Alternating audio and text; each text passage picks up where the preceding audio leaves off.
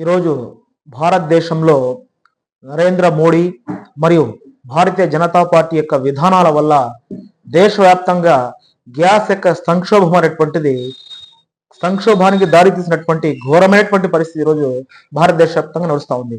ముఖ్యంగా మధ్యప్రాచ్యంలో జరుగుతున్నటువంటి యుద్ధం కారణంగా ఏ రోజైతే ఇజ్రాయెల్ ఫాదర్ ల్యాండ్ అని చెప్పేసి మీరు చెప్పి వచ్చినటువంటి రెండవ రోజు యుద్ధం ఎప్పుడైతే ప్రారంభమైందో అప్పటి నుంచి కూడా భారతదేశానికి గ్యాస్ పరంగా కానివ్వండి, పెట్రోలియం పరంగా కానివ్వండి, ఈ యొక్క సంకట పరిస్థితి అనేటువంటిది నెలకొల్పిందని చెప్పేసి స్పష్టంగా చెప్పవచ్చు. ఇక్కడ ముఖ్యంగా మన యొక్క పార్లమెంట్ లో పూర్తిగా అబద్ధాలను చెప్తూ కూడా ఈరోజు భారతదేశ ప్రజలందరినీ కూడా ఏమారుస్తున్నటువంటి దౌర్భాగ్యమైనటువంటి పరిస్థితి భారతదేశంలో నడుస్తూ ఉంది.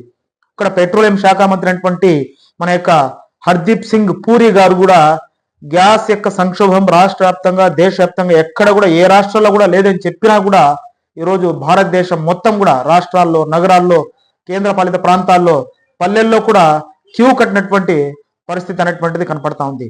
ముఖ్యంగా అదేవిధంగా పల్లె ప్రాంతాల్లో 45 రోజుల తర్వాత గ్యాస్ బుక్ చేసుకునే దానికి కూడా మీరు అవకాశం ఎందుకు ఇచ్చారు? అంటే 45 days ఎందుకు గ్రేస్ పీరియడ్ పెట్టారు? మరి ఎలాంటి సంక్షోభం లేనప్పుడు ఇది ఎందుకు పెట్టారని చెప్పేసి కూడా ఈ సందర్భంగా కాంగ్రెస్ పార్టీ తరఫున ప్రశ్నిస్తా ఉన్నాం. ముఖ్యంగా అదేవిధంగా దేశవ్యాప్తంగా కూడా క్యూ లైన్లు అనేటువంటివి విపరీతంగా పెరిగిపోయినాయి మరి గ్యాస్ కొరత కారణంగా. ఇవన్నీ కూడా మీరు పార్లమెంట్ సాక్షిగా అబద్ధాలను చెబుతూ ప్రజల్ని ఏమారుస్తూ ప్రజల్ని మభ్యపెడుతూ కూడా యొక్క పబ్బం గడుపుకోవాలని చెప్పేసి కూడా ఇంకా చూస్తున్నారంటే ఎంతో దౌర్భాగ్యమైనటువంటి పరిస్థితి ఈరోజు భారతదేశంలో నడుస్తూ ఉంది. అదేవిధంగా దేశం మొత్తం కూడా క్యూ లైన్ లో నిలబడింది.